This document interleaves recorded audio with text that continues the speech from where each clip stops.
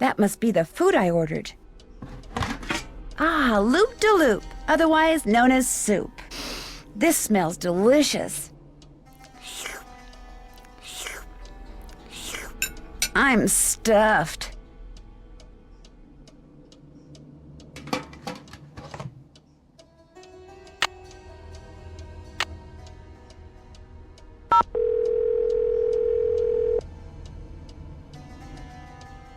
Can you hold on for a minute? Back! Get back! Bella, can you get him back in his cage? No, the wolfbane isn't working either. I'm sorry, one of my patients has escaped. Can you call me back later? Thanks.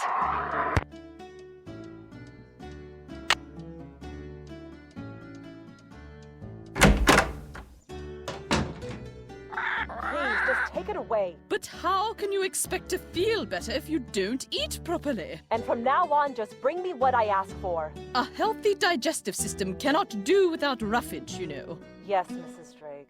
Ah!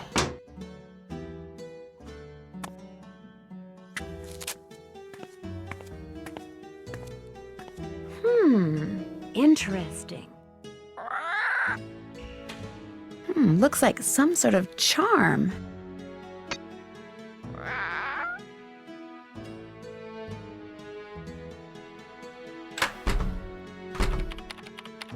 Yes? Do you know what the symbol of a snake eating its tail signifies? The Ouroboros? It's a very old image and is usually associated with alchemy.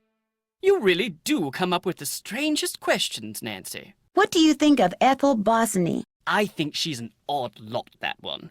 She has no formal background in pedagogy or scholarship. I would be a much better influence on Jane were I her tutor, but Mrs. Drake insists on employing Ethel. I'll let you get back to your work. Tally-ho! Achoo! Viewed the door off. Spasiba. Interesting. I'm researching Philippe Pendin, and it appears that many scholars believe he was a pirate. That would explain his source of wealth.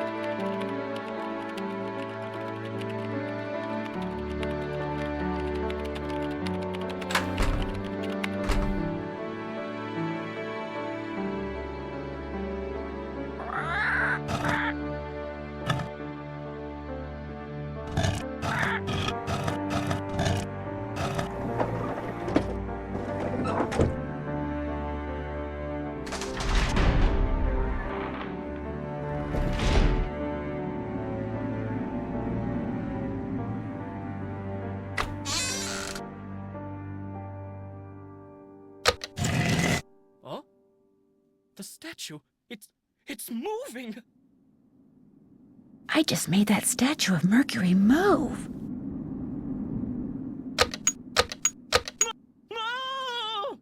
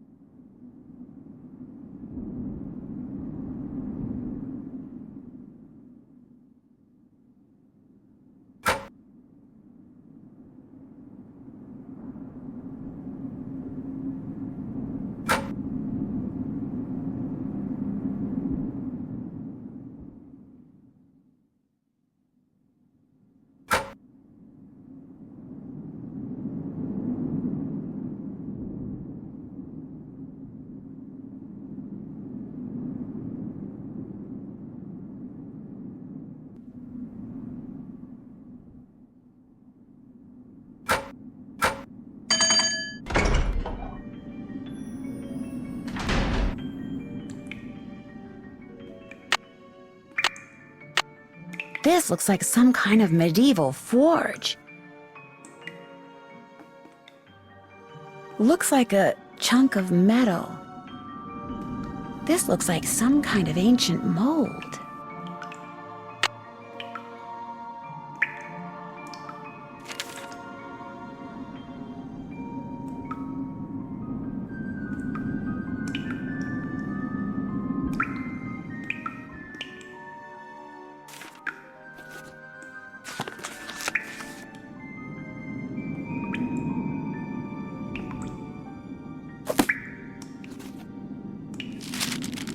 My dear initiate, Penelope Pendin. Wow, this letter was written more than 200 years ago.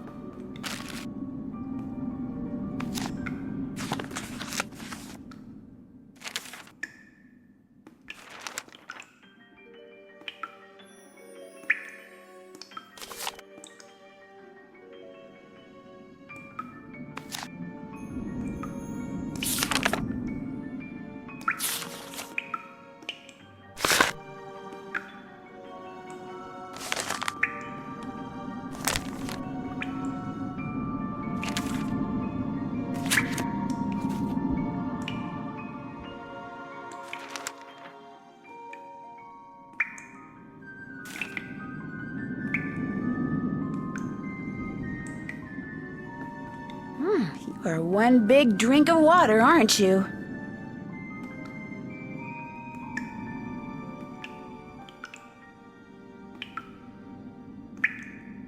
A keyhole.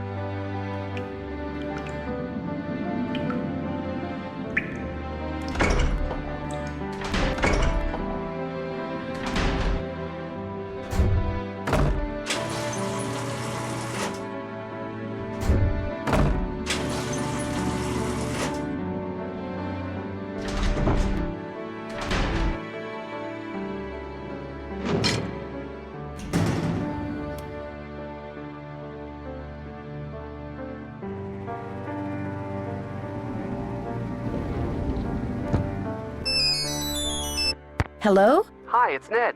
I've been dying to know how things are going there.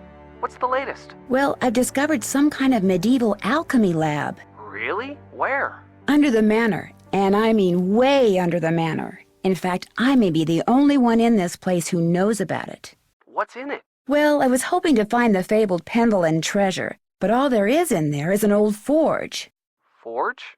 As in the thing you use to heat metal and make swords and stuff? Right. So what are you going to do now?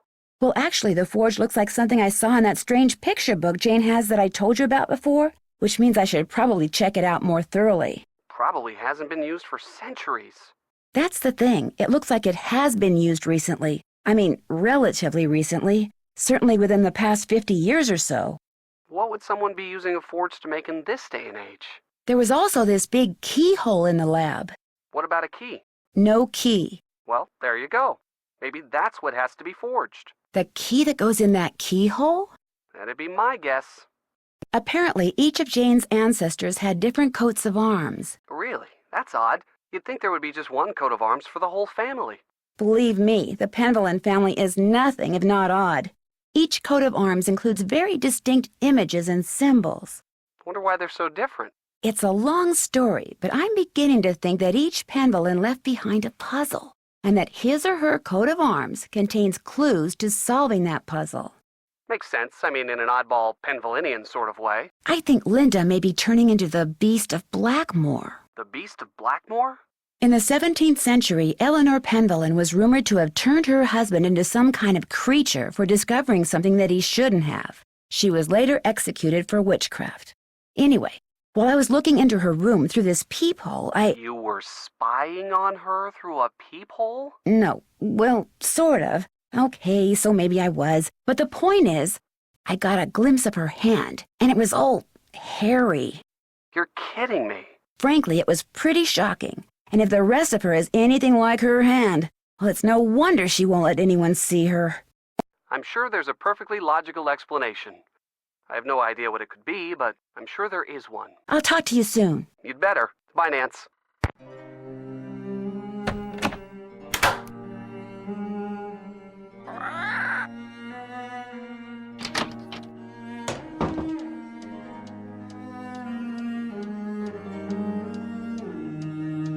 Something fits in here, but what?